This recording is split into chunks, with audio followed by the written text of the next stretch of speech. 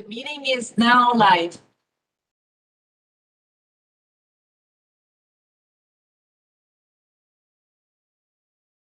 Thanks, Maurice. Shutting my my ringers off.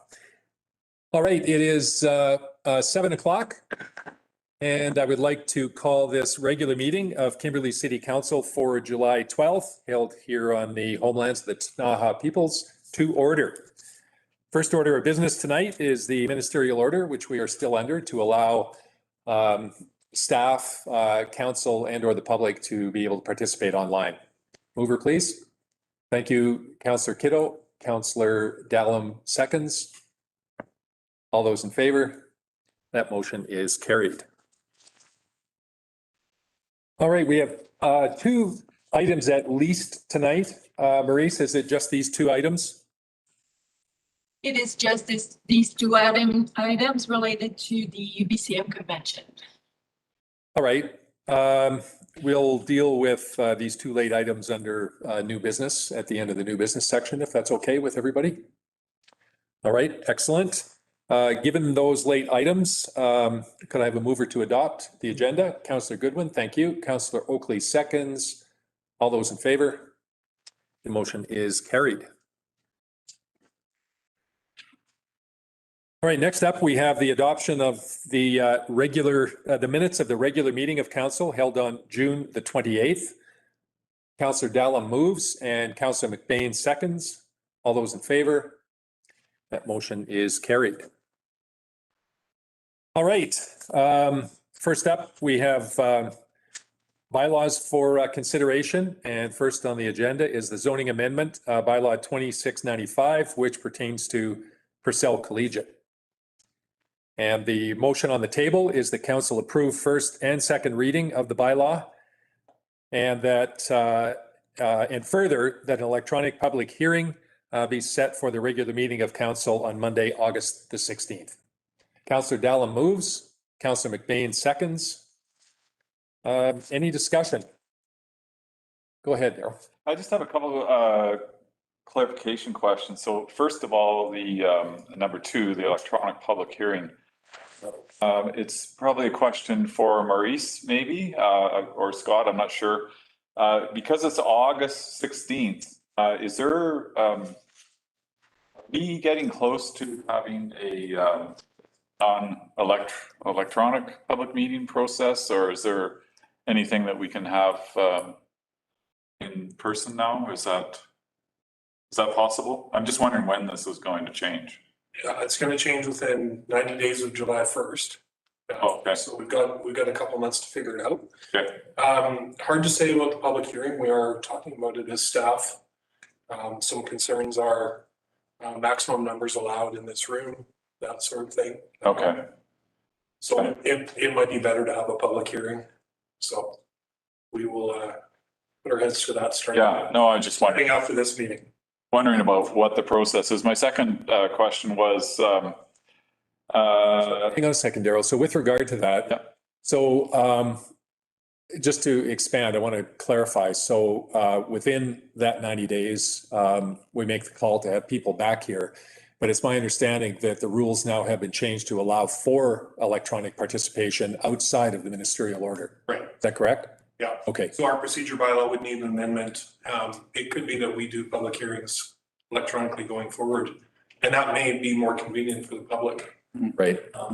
As you've seen, we haven't had anyone in chambers doing the meetings, but we've had more viewership through YouTube than. But we had people. Yeah. Yeah. Yeah. Great point, Scott. All right. Thank you. Sorry to interrupt, Darryl. No problem. I just wanted clarity on that piece, and I'm glad to hear that we're moving forward on it. And it sounds like it'll be both options anyway, so possibly. The other piece, and maybe Troy can answer this, there's an open house in the scheduled Monday, July 19th as part of all this in Troy's report, and there's no time. I was just wondering, was that? It's at 6:30. Oh, okay. At Kimberley Golf Club. So is there a way because this is a public meeting, this will become public, can we have that added into Troy's report? But it's not in there, it's missing. So 6:30? I just wondered about that myself. 'Cause I didn't go to it. I mean, potentially that could change between now and then, so I'm not sure that, It's up to the proponent, I think. yeah, Okay. exactly. Yeah, and But that's- I do know that, sorry if I may just add. Yeah, go ahead, Troy. I do know that the proponent is or has already started some advertising on that, and both in the newspaper and on social media and all that. So I think, and it is their open house. It's not a city hosted or sponsored event. It's their own open house event. So I think up to them to put the word out there for it. Thank you, Troy. Councillor Goodwin. So I think I'd like Troy to speak to this because this plan is quite a bit different than the plan we looked at earlier in the year or last year. In fact, it's a little puzzling because we just at our last meeting completed the road closure bylaws to put this down on the West Castle lands, and now it's been moved up onto the golf course instead. So Troy, do you want to tell us what's been going on and how we got to this? Yeah, for sure. You're correct that the school is now proposed at a different location than council last considered.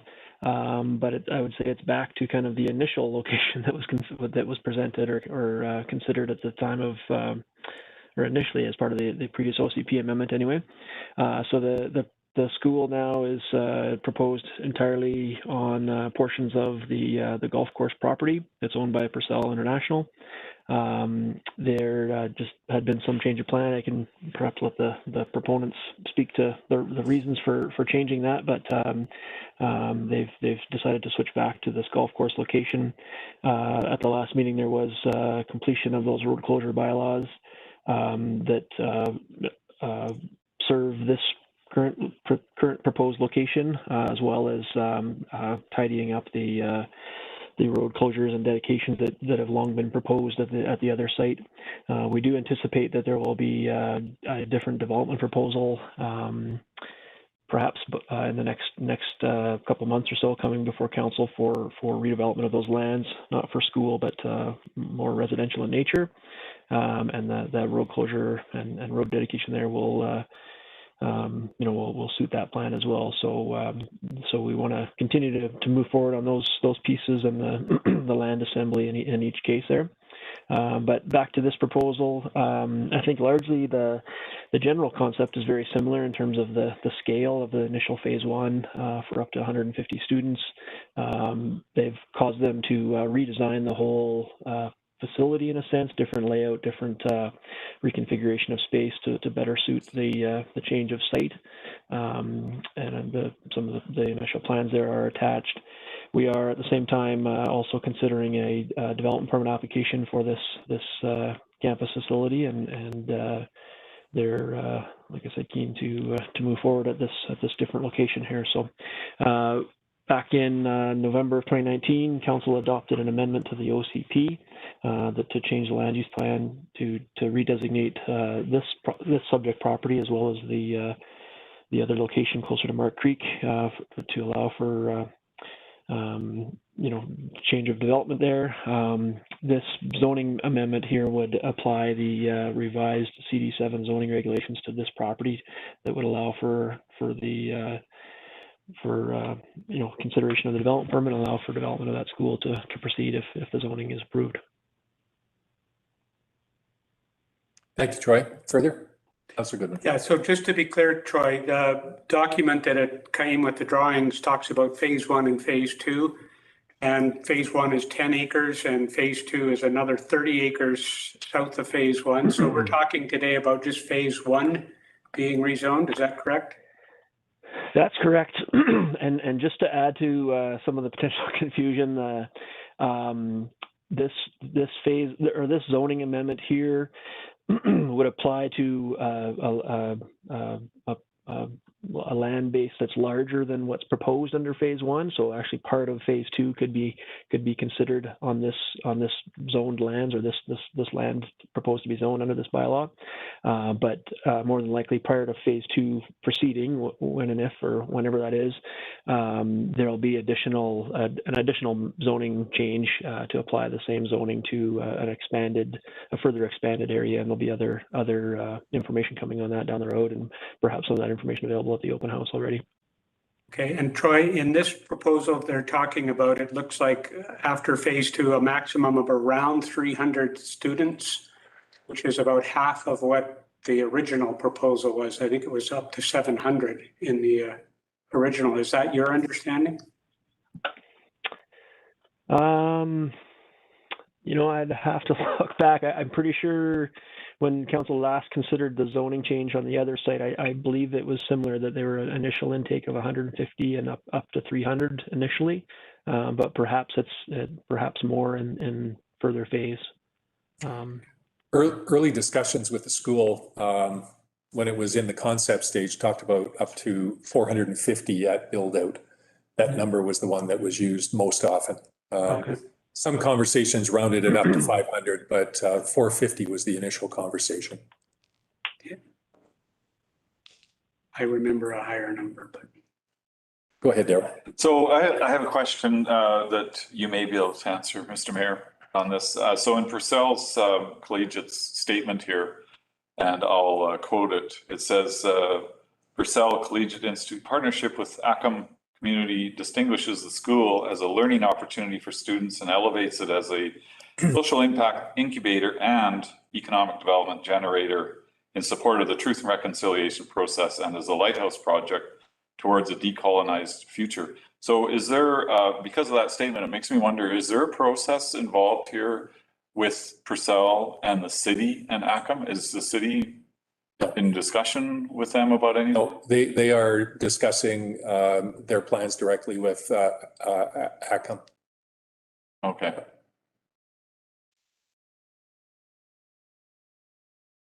Further?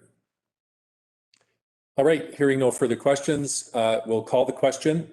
All those in favor? That motion is carried. Next up, we have the City of Kimberley Solid Waste Regulations and Fees Bylaw. And the resolution is that council give first, second, and third readings to the solid waste bylaw. Mover, please. Councillor Kiddo, thank you. Second by Councillor McBain. Discussion. Do you want to give us a summary, Nick? Good evening. Yes, sure. I will give you an update on why this came to be. So essentially, as it's stated in the report, we brought on the automated collection system back in 2018 for the garbage collection. We were in the works of developing the new bylaw with that. And then recently we've brought on board the recycling collection as well. So that was the major driver in putting this together. And through that process, we figured it's going to be better suited to basically create a whole new bylaw. So we've taken sections out of the old one, but essentially it's a brand new bylaw that's been presented here. It's summarized on some of the key points there with the automated collection system rules and regulations for both recycling and garbage. We put in a medical waste exemption program in there as well. There's a new focus on wildlife attractants and responsibilities for residents to be making sure that they control those. And then just bringing it up into the MPI bylaw system as well. All right. Thank you, Nick. Absolutely. Questions, comments, council? We have had lots of conversation about waste and recycling in the past months. Great job on this, Nick. We'll call the question. All those in favor? Any opposed? The motion is carried. Awesome. Thanks, Nick. Thank you very much. Next up, we have the development variance permit for 165 Bank Street. And the motion on the floor is that council approve. Mr. Mayor, excuse me, there's the municipal and regional district tax bylaw for adoption as well. Oh, okay. Sorry, Maurice. I checked off 2.1 instead of 1.2. I'm a little bit dyslexic tonight.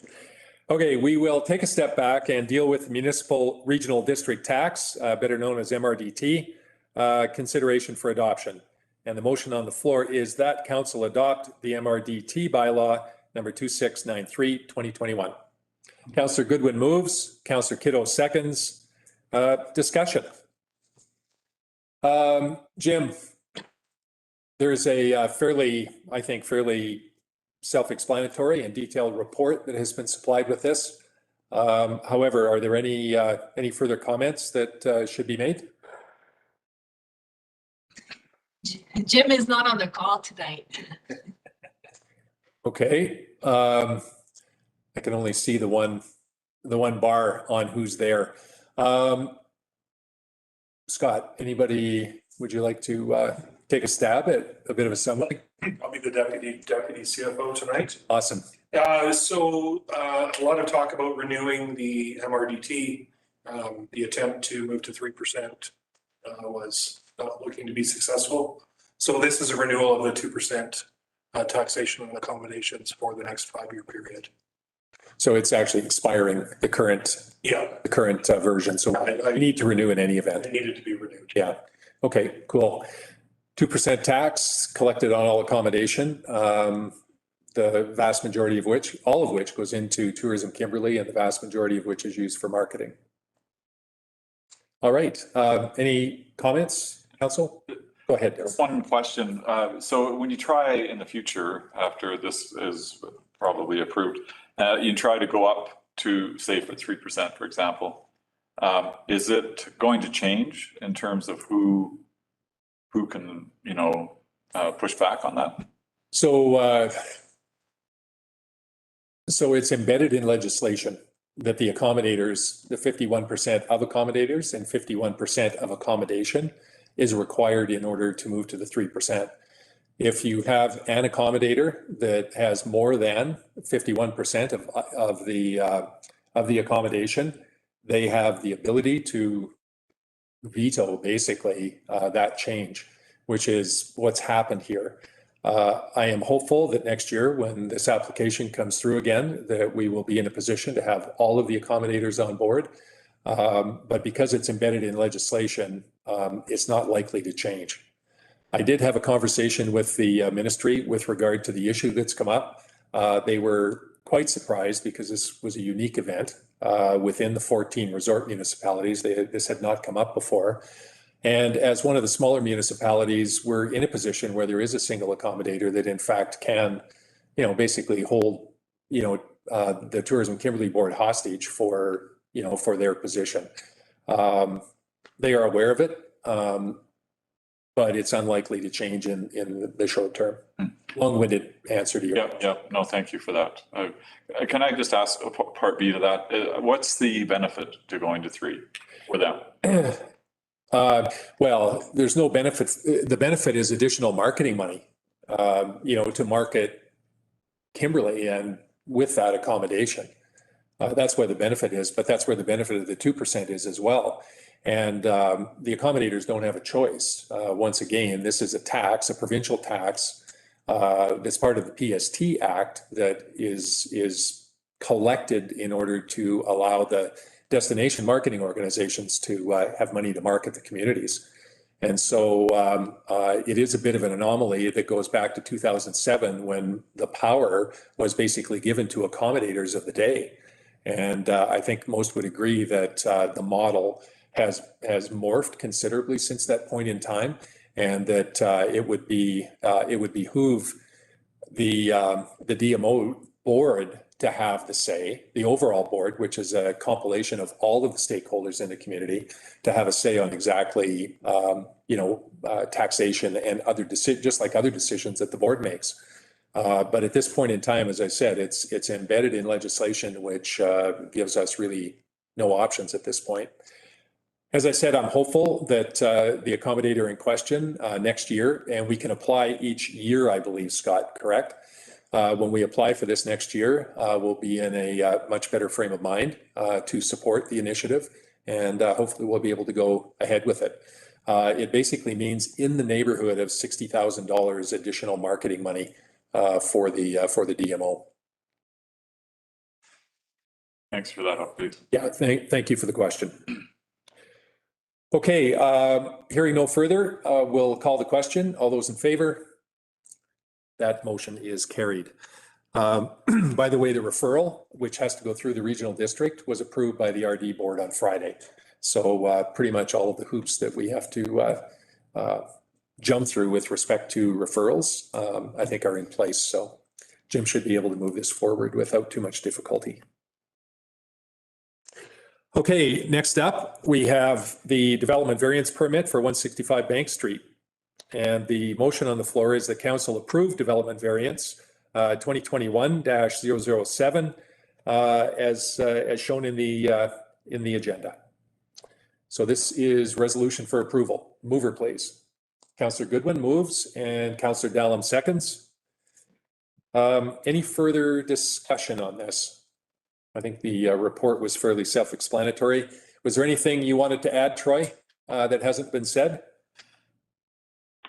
No, I think just to confirm that we did not receive any submissions from any neighbors on this proposal here.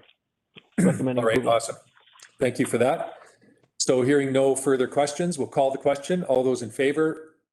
Any opposed? That motion is carried. Thank you, Troy. Next up, item 3.2 is the sign development variance permit for 521 Wallinger Avenue, which is the Centex/Stoke property. The motion on the floor is that council defer decision on the application and request that a sign plan be revised by the applicant to develop a comprehensive sign plan that better incorporates the rationale of the sign bylaw and incorporates all non-permitted and non-conforming signs. Could I have a mover? I'll move that. Councillor Goodwin moves. Do I have a seconder? Councillor Kiddo, thank you. We got to get it on the floor. Thank you for that. Can't have a conversation if it's not on the floor. All right, discussion. Who would like to start? Councillor Oakley. I have a question on one of the bullet points, number 4, for Troy. I'm assuming Troy is going to speak to this. Unless Justin's online, I'm not seeing that.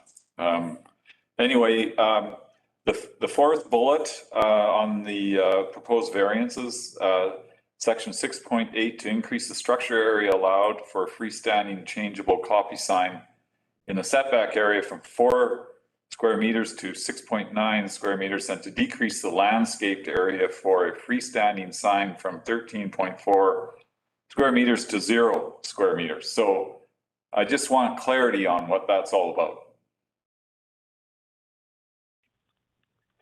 Yes, thank you, Councillor Oakley. That's the sign bylaw sets out some requirements for maximum sign of the structure area, or sign structure area for a freestanding sign, and then there's also actually a minimum landscape area surrounding a freestanding sign. So what's being proposed is requires a variance to each of those requirements. So again, I'm still finding it hard to understand this one. There was a landscaped flower plot that was wrecked in the winter plow season around the Centex sign, the actual sign. Is that what this is referring to? They did not apply, it got wiped out in the snow clearing. So that they did not apply for a permit to reduce it to 0. Is that what this is about? No, I wouldn't agree with that. I think I'm not sure that there's ever truly been a landscape area around this sign. So we're just acknowledging that the sign where proposed and as proposed does not have a landscaped area at all. So it has nothing to do with what may have happened through the winter. It's best I can tell, it's always been this kind of condition. So Troy, just to be clear, we're talking about the sign at the corner of Swan and Wallinger? Yes. Yeah, if I may, the proposed application here is proposing a number of sign variances to address the proposed sign plan.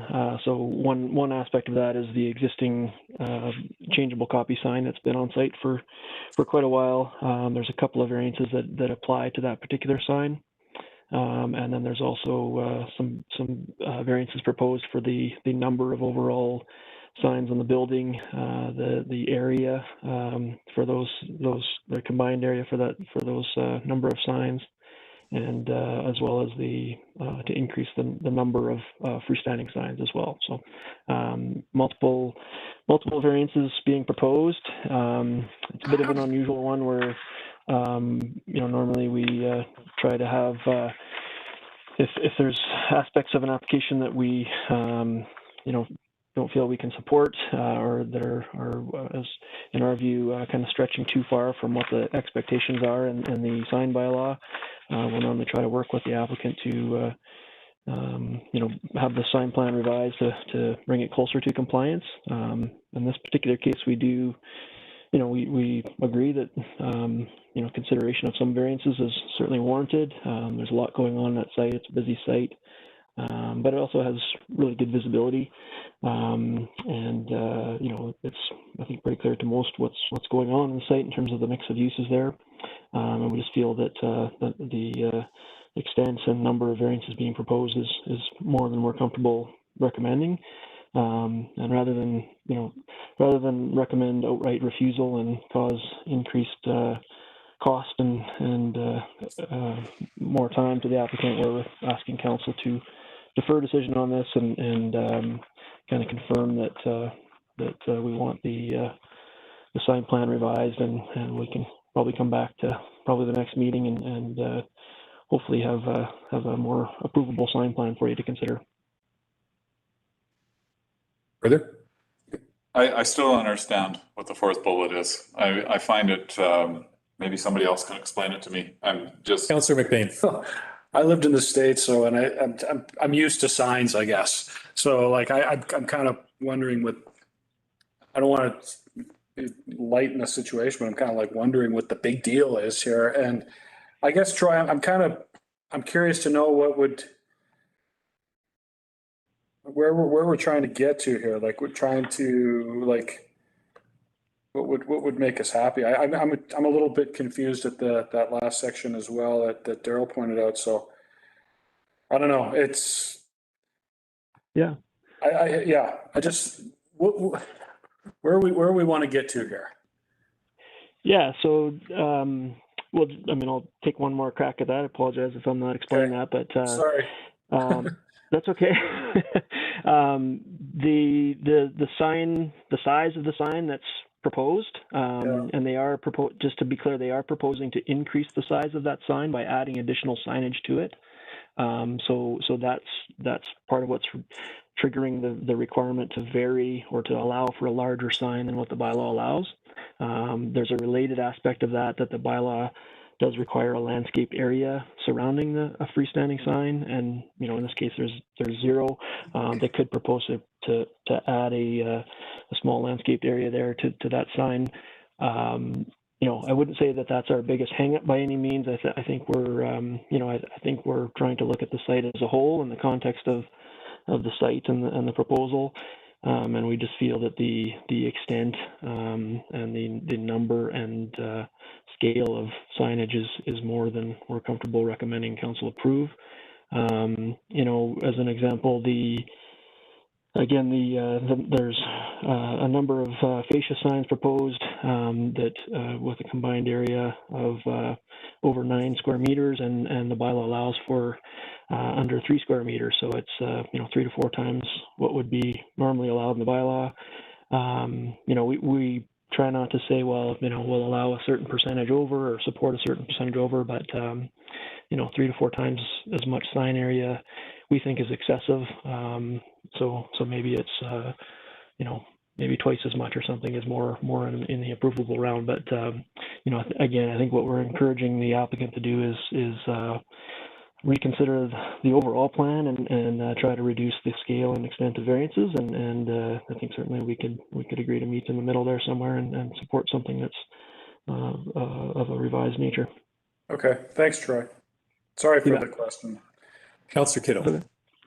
I just feel like that. So when the application came in, it opened a big can of worms. It just brought out a lot of things up that I don't think might have been considered previously from both sides of the table. The fascia sign over the Stoke Market side, it's a lot larger than the bylaw allows, but that is so flat and long that I could easily approve that one. It's nothing unusual. I've seen that happen on a lot of business, just explaining what's inside that business. Yeah, just be mindful of the process. Like we've got a proponent here that just wants to move forward and get going on their business and promoting their business. And every time we keep on throwing this back, it's grinding down and it's creating a great deal of frustration there. I'd like to throw a bone out here to the proponent and say yes to something while we're working on the other things. But I understand it's a very complex issue here. But personally, like seeing that the fascia sign, which was what the original request was, if that came alone and all the other issues went here, I feel like we'd probably approve it at this meeting. But yeah, I understand it's brought up a lot of other issues here. I just hope we can move on this quickly. Mm-hmm. Yeah, Go ahead, Scott. So I'm not sure any of you were on council when the bylaw came in, so there would have been a process to creating that bylaw and all the restrictions within it.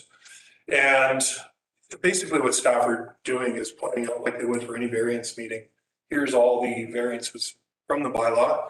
If you want to know a specific section of the bylaw, you just have to open up the bylaw to section 6.8A and it'll give you the context, hopefully, to have a better understanding.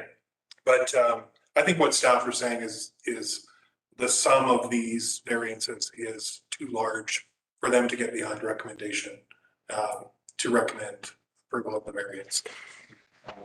But I think Councillor Keto's right. If it was just one application for one sign, it would only be one variance, not four.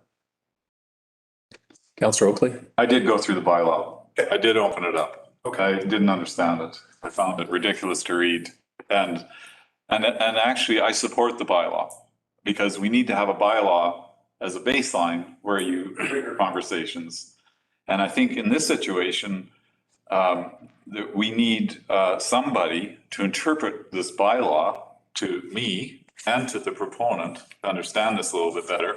I've been several times standing over there, right below the signs, trying to figure this thing out. An hour. Anyway, what it comes down to for me is we have to have the bylaw because you have to have that. And so there's no, of course you're going to have variances. Look what we did for the thrift store. Look what we did for Save-On recently. There's always variances. And in this situation, some of this precedes the current owner of Centex. She's over there going, what do I do? So when it comes to landscaping, she would love to landscape, but she's afraid to ask to do that now. And so, you just have to ask, right? And ask for variance or whatever.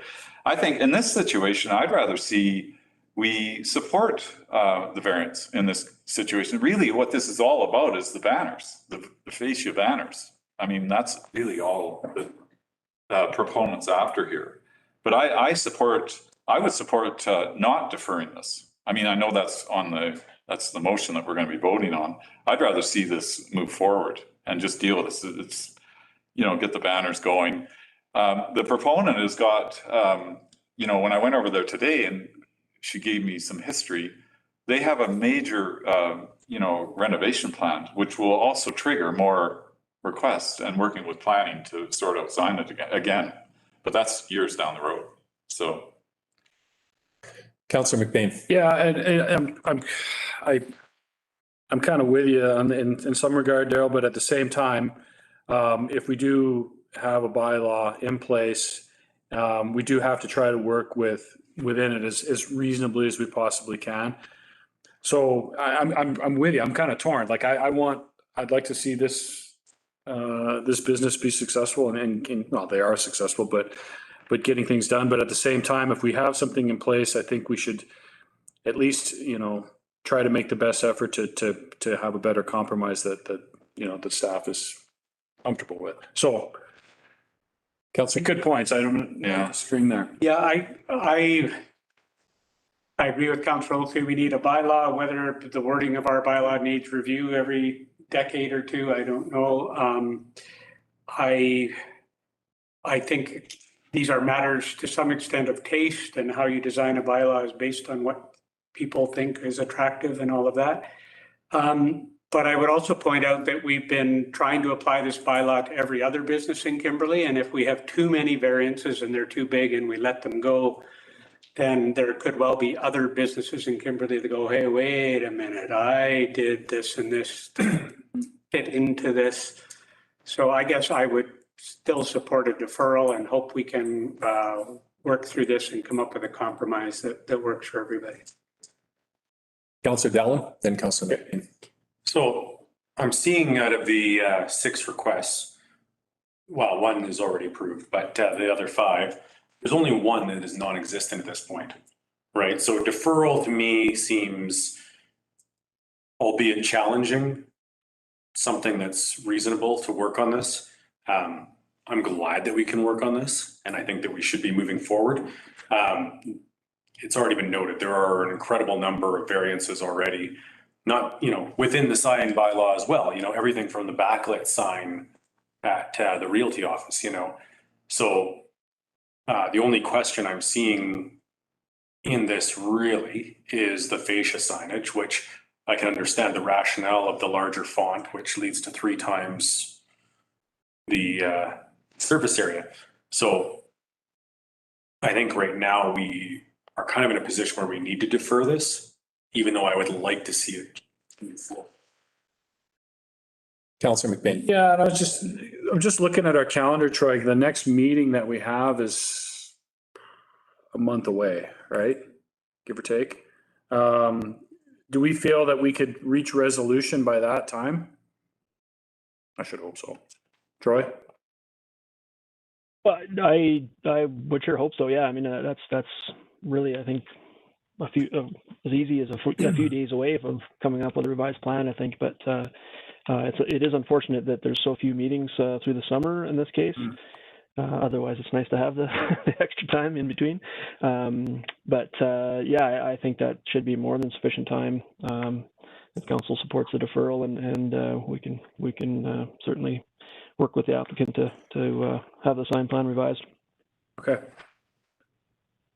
Thank you, Councillor McBain. So just before we go to Councillor Oakley, I've got a couple of comments to make as well. I do recall, actually, I was on council back in 2011, as was Daryl and Kent. And I remember Troy saying at the time that with things like the sign bylaw, what triggers review is a whole bunch of variances coming in. And let's face it, the sign bylaw is very antiseptic. It doesn't take into account specific properties. It doesn't take into account marketing strategies. It doesn't take into account anything other than size and number and those very quantitative kinds of things. I think a bylaw that gets into qualitative aspects is in a slippery slope because you're then putting staff in a position of having to make judgments on whether they like this or like that. And we never really want to get into that particular position. From what I can see, we don't have that many bylaw or that many variances on the sign bylaw that have come forward in the last number of years, actually. Troy, correct me if I'm wrong on that. Well, certainly there's lesser variances for signs, but I don't have the hard numbers. I want to say 1 or 2 a year, I would say for sure. Yeah, on average. So 1 or 2 a year, when you consider, the new businesses that come, those that leave, those that, renovate, et cetera. I mean, that's a pretty small number, which says that generally overall the bylaw, is probably working pretty good. The reason we have variances though is because we do have businesses or properties or combinations thereof that don't exactly fit, with the current bylaw. And if I think about buildings in town that are unique and businesses that are unique, that Centex/Stoke property and those businesses are about as unique as you're going to see in Kimberley. A good example, I mean, I look at the fascia to reinforce what Councillor Kiddo said. I look at the fascia and I would challenge anybody to look at that and say that is an eyesore. That it is offside in any way, shape, or form. And yet, when it comes to square footage, I guess, or whatever the square meters or however we are countering it, it appears to be way out of line. So those kinds of considerations, qualitative kinds of decisions need to be made as part of the variance process on what the proponent is trying to achieve. I guess the one thing that bothers me a little bit about this is that what started out as a variance for one sign, which is the fascia, has turned into fix problems that have occurred over the last 20 years. And, I think that it's just, so I guess that would be one comment.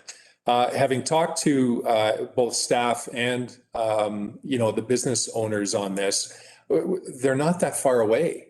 It's interesting. There's this entrenchment on exactly what is desired on both parts, but I don't see both sides being that far away, to be honest.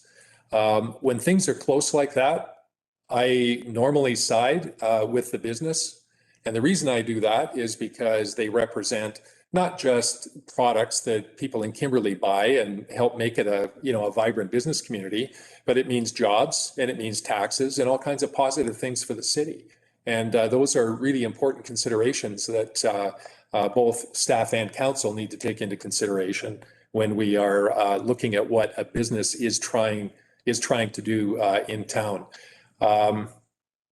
As Councillor Oakley mentioned, bylaws and policies are needed to prevent crazy things from happening. It gives authority to be able to step in when things are really offside. I don't see this as being that far offside, although I will admit, as the proponent admits and as staff admits, there's some long-standing legacy items here that need to be addressed.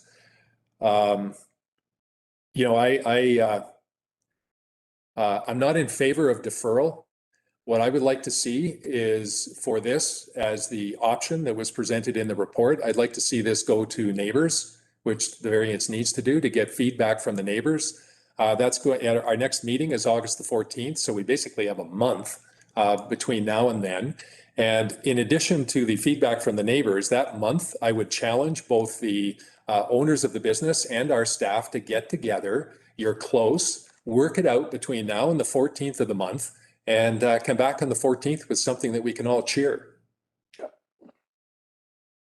Councillor Oakley, then Councillor Goodwin. So I do not support deferral tonight. And the reason I don't support deferral, several reasons, but a big one is to give staff a break. They've already spent a significant amount of time on this file. They're extremely busy. And I think the reason that this is in front of us tonight is staff is saying, here you go, council, do your job. So as far as I'm concerned, we do our job tonight and we vote for the variance and get it out to the neighbors for feedback. And that allows the whole thing to get going. Otherwise, if you defer, it just gets stuck. And I really feel for staff. They're following a bylaw, which is right on, and they're doing their job. And business is not getting on with things here. So in my opinion, we have a job to do tonight, and it's to deal with this variance. So I support. Councillor Goodwin, and we'll. Yeah, I just wanted, I put my hand up to comment on your idea that we could send this out to neighbors and then change it in the intervening time. So when it came to the next meeting, it wouldn't be what the neighbors had looked at. And I'm not sure we can do that. That seems a little weird to do that. Well, and just to comment on what Councillor Oakley said, I think supporting the deferral is supporting staff. I know you have just couched that in the terms that you're doing this for staff's sake, but I honestly don't think they would recommend something to us that they didn't actually want us to do. And if they recommended a deferral, that's what they think is the best course of action. So I think I would continue to support staff on that. If we're only a month away from a resolution, hopefully we can move that way. So if I can follow up your comment, Kent. The notice to neighbors, the only change happening here with respect to what the neighbors see is the new banner. Everything else has been in place. Everything else is as has been for years. So the only thing is that new banner. And I think the notice to neighbors needs to be clear about that. And it's fairly simple. Yeah. If I could just respond. Yeah, go ahead. I think if the intent of a deferral is to make our two parties work together to come to a solution, moving tonight to send it to neighbors removes any incentive on the part of the proponent to make any changes to it between now and the next meeting. And so to me, I think we should just go with the deferral. Yeah. But we can vote on the motion. Yeah, so I really hate it when we counterpoint. Apologies in advance for that. I think the opposite's true. I think what it does is heighten the motivation for both parties to get it done, because going to neighbors and whatever that feedback is still doesn't guarantee that we're going to approve it at the next meeting. What we want is for staff and the proponent to get together and fix it. You are that far away. In any event, thanks. I apologize for the counterpoint. I won't I continue. know we hate when that happens. Okay, Mr. Mayor, Excuse me, I think Troy had something to say.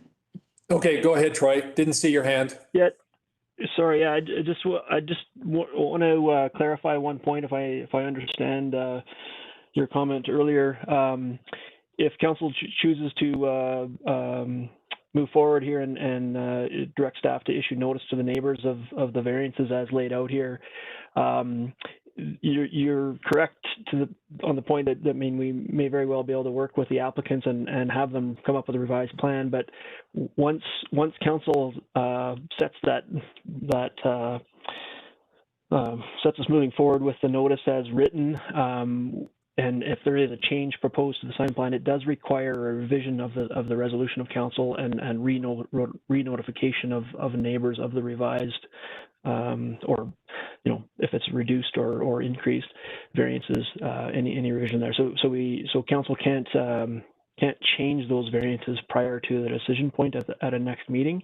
You can either confirm the decision to approve the variances or refuse. You can't alter the variances without giving further notice to neighbors. So I just wanted to make that clarification. Fair enough. Okay, so we'll call the question on deferral. All those in favor? Opposed? So that motion is defeated. The alternate, let me grab my screen back here for the alternate.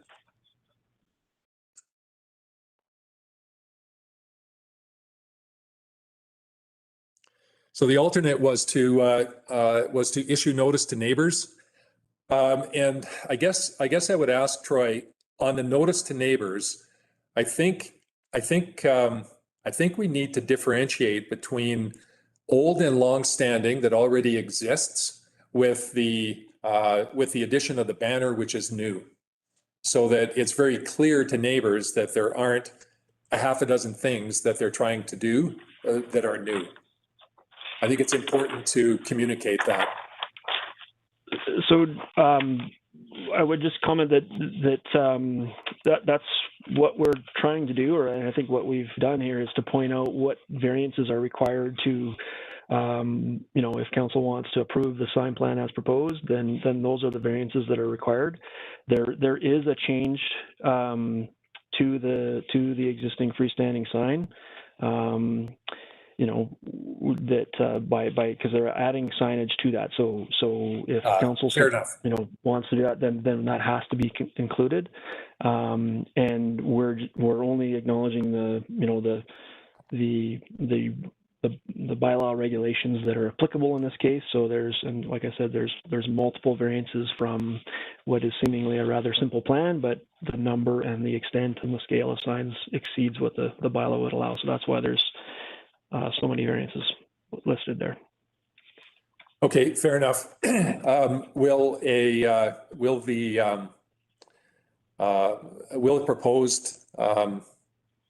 mock-ups be included as part of that notice to neighbors so that they can understand what all of that means? We can do that, yes. Yeah. Yeah. Okay, awesome.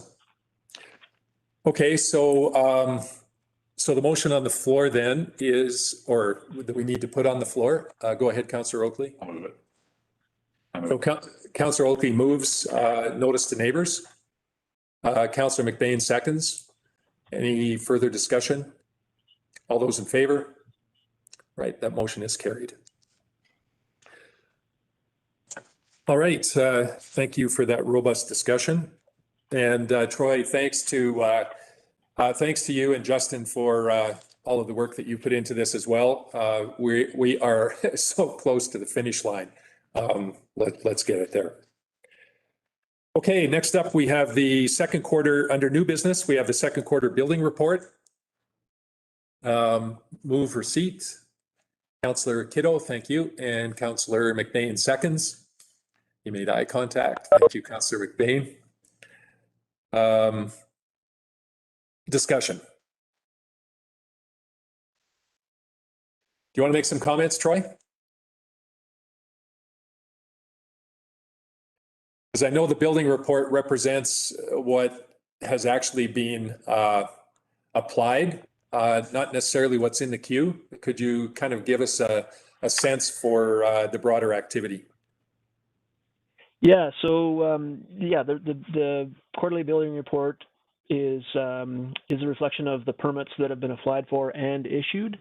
So there is more that have been applied for but not yet issued, and not to mention there's quite a few more that we anticipate in the coming months that have otherwise been through zoning or development permit approval processes. So there's more on the way. This quarterly report shows that we're well ahead of the pace of the previous 2 years, and council recall 2 years ago was one of our busiest years in quite some time. So we've already surpassed that in terms of construction value and number of permits so far. So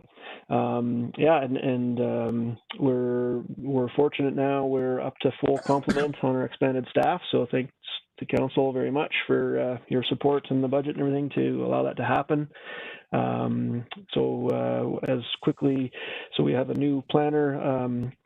Ariane Scott Iverson has been with us for, this is her second week, and our new building inspector, Nate Patterson, started today. So we'll take a few days at least, if not weeks and months, to kind of get them caught up to speed here. But already it's feeling really good, and we've got a good team put together here to help us meet all the demands for service here and to be expected in the future.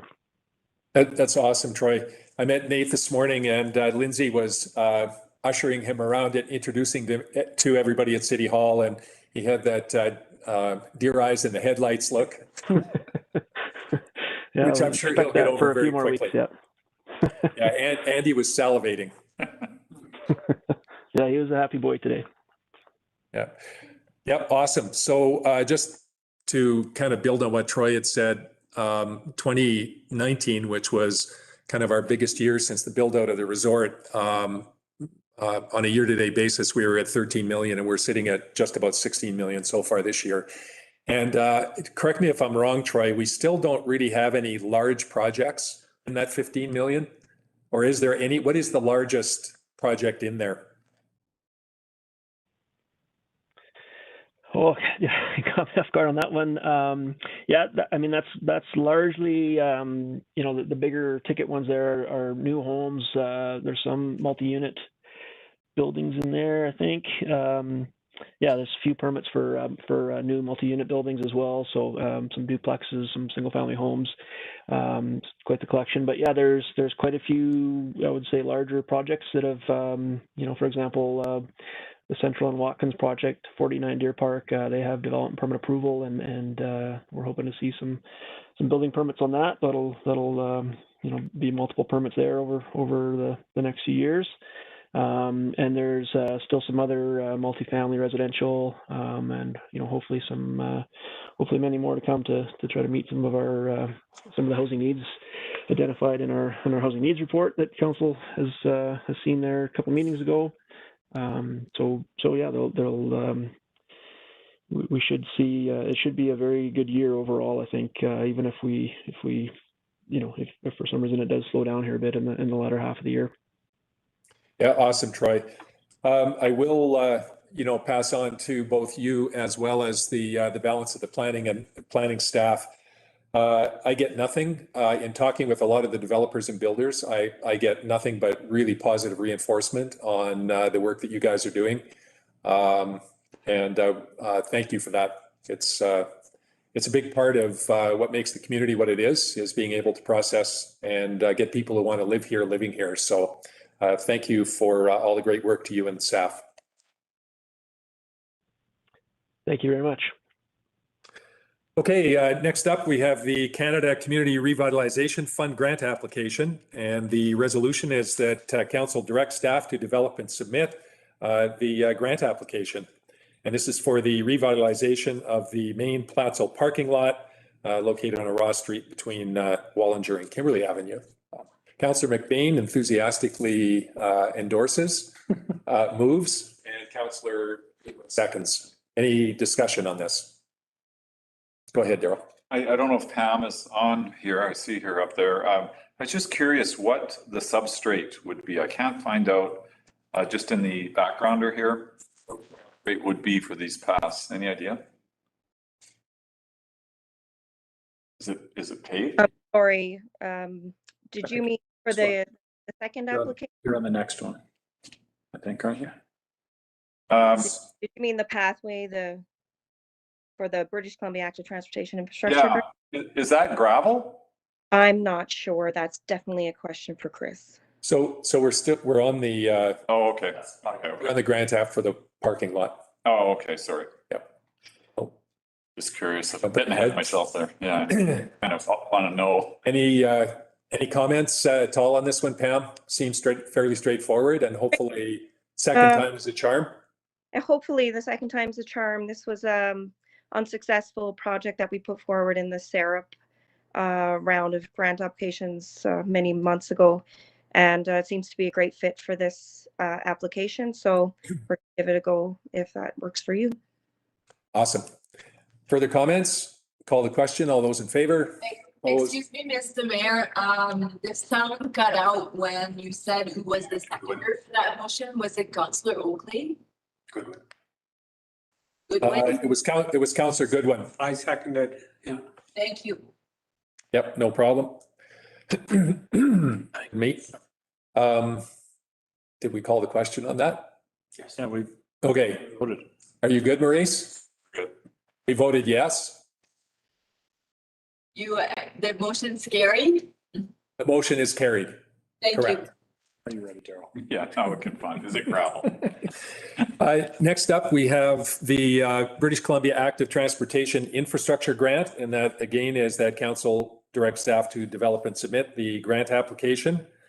And this particular one is for completion of a multi-use path from Gingrich Road to 4th Avenue and Rosslyn Boulevard intersection, and a multi-use path from Trail Street to Selmo Street along 7th Avenue.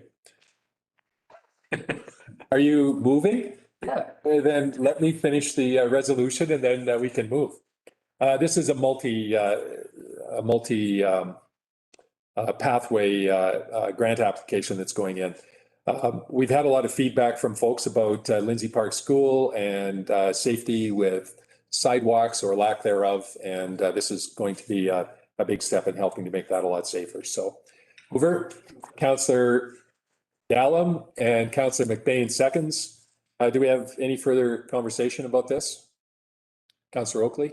Yes, just wondering what it's going to look like. I'm trying to envision it. I do have a question. I'm kind of lost. The map, my mind map here, Gingrich Road, is that the walkway by the? Where Gingrich House is, So, yeah, where the small playground is down, Yeah. down the avenue. Okay, so that's Gingrich Road all the way down there. It's not really, it's only half of just access, right? Same way to that house, yeah. That's what you're talking about. Okay, yeah, Okay, we on the same page? yeah. Okay, Yeah. you. Go ahead. Just a general comment about this item and the one before. I'm happy to see the city sticking to using those funds from the sale of the golf course and the campground to apply for multiplying that money into greater projects. So thank you. Further comments? Hearing none, call the question. All those in favor? Any opposed? The motion is carried. Next up, we have a notice of motion from Councillor Oakley with regard to COVID-19 restart funds. Councillor Oakley, it's your resolution. Would you Yeah, I'll read it out. like to read? I move that council direct staff to develop a policy and application process for distribution of unspent COVID-19 restart funds in 2022 to not-for-profit organizations providing community core services once the city has identified its own use of the COVID-19 restart funds. So the reason that I'm. Hang on, let's get it on the floor. Yes, I did. You've moved, Okay, yes, Councillor McBain seconds. Go ahead.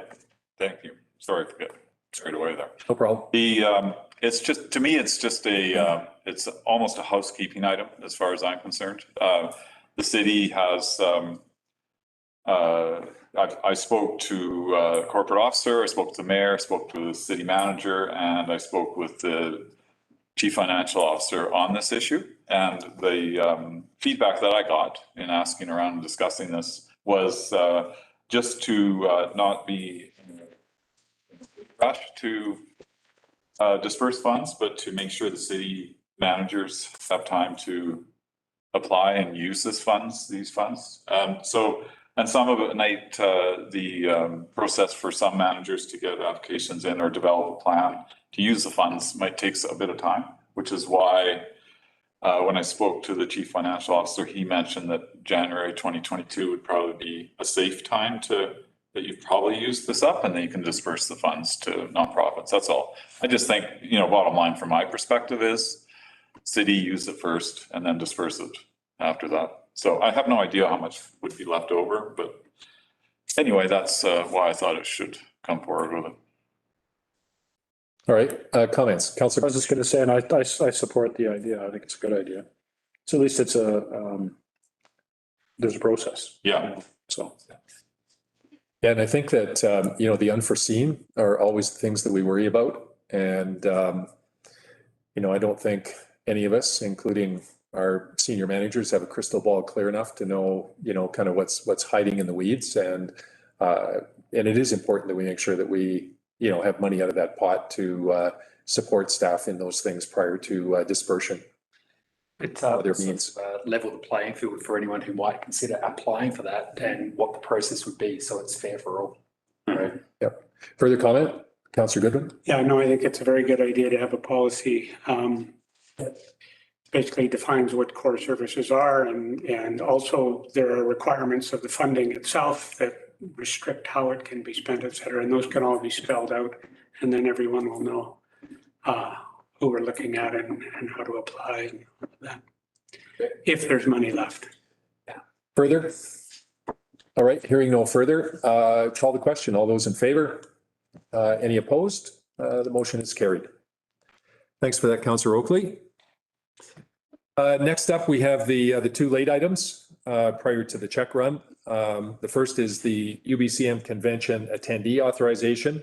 And the resolution is that myself and Councillor Roberts be authorized to attend the UBCM Convention scheduled for September 14th to 17th. Councillor McBain moves. Councillor Dallum seconds. Is anybody else interested in attending the work? Likely story. Okay, call the question. All those in favor? Opposed? That motion is carried. And second up, that that council appoint myself as the voting delegate for the Municipal Insurance Association AGM. Councillor Kittle moves. Councillor Dallum seconds. All those in favor, hold it. If you want to be the delegate, you have to go to UBC. All those in favor? That motion is carried.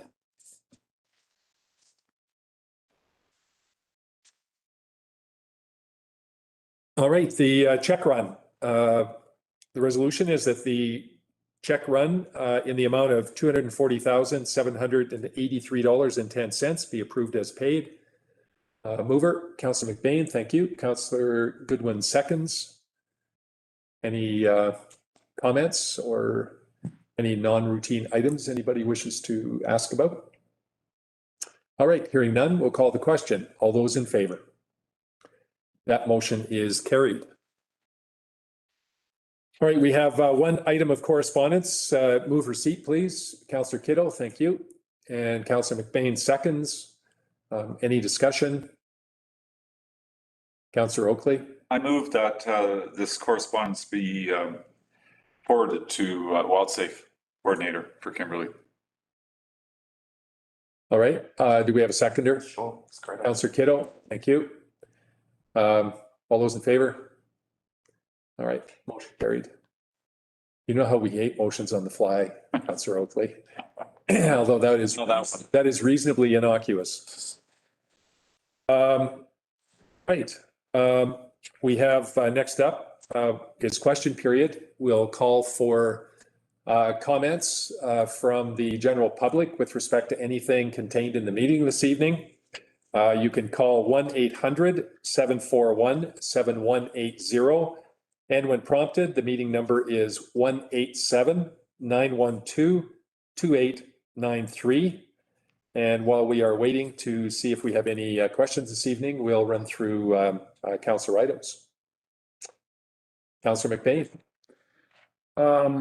I just had prior to this meeting, I had a meeting with the Chamber of Commerce, and we had a meet and greet with the business recovery advisor for Kimberley and Cranbrook. Riley Wilcox is her name, and it was mostly just a kind of get to know you type of session. But she's going to be providing some more information to the chamber, and then it'll be dispersed out on you know, what services I guess she'll be providing to, you know, the small businesses up to medium businesses that were affected during the pandemic, and how she can help and how she can point them to programs that can help them. So yeah, I thought it was pretty good. We had a little bit of discussion about the bathroom in the Purcell, but need to get into that too much. And then the just non-business observation that I've made since, you know, we're into phase 3 now, and we're definitely seeing a lot more foot traffic in town. And this is just an anecdotal observation that I've made. Calling out to people in town, please be careful, and please, people, use crosswalks. Yeah. Please. It's making me crazy how people step out onto a highway and not actually look to see who's coming. You're literally taking your life in somebody else's hands, and that bothers me. Mm-hmm. So, you know, and it's only going to we're only going to see more people, visitors coming to town.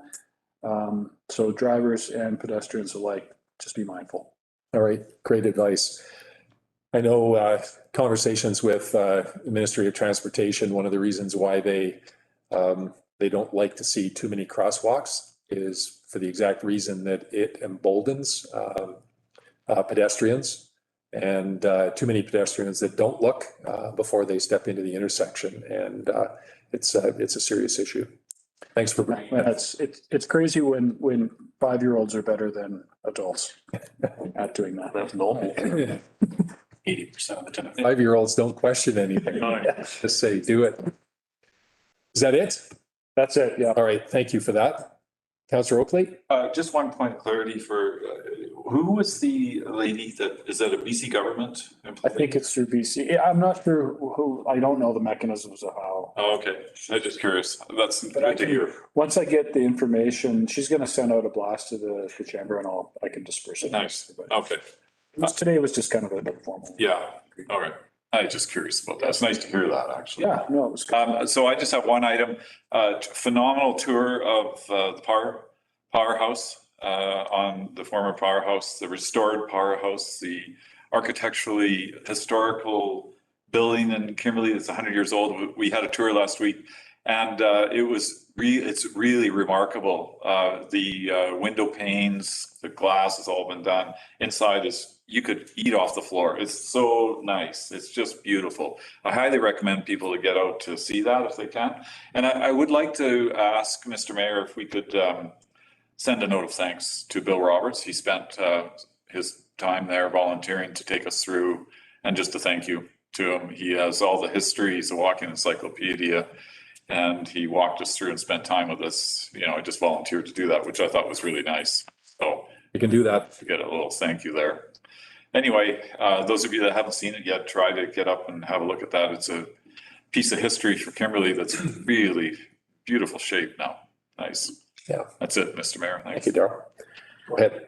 No meetings to report on, but I will do a bit of a shout out here for the KCDS annual general meeting and regular meeting on Wednesday at 10. We need Councillor Kiddo, I know, has volunteered to be. We need one or two more, at least, councillors to attend that meeting to make it all legal.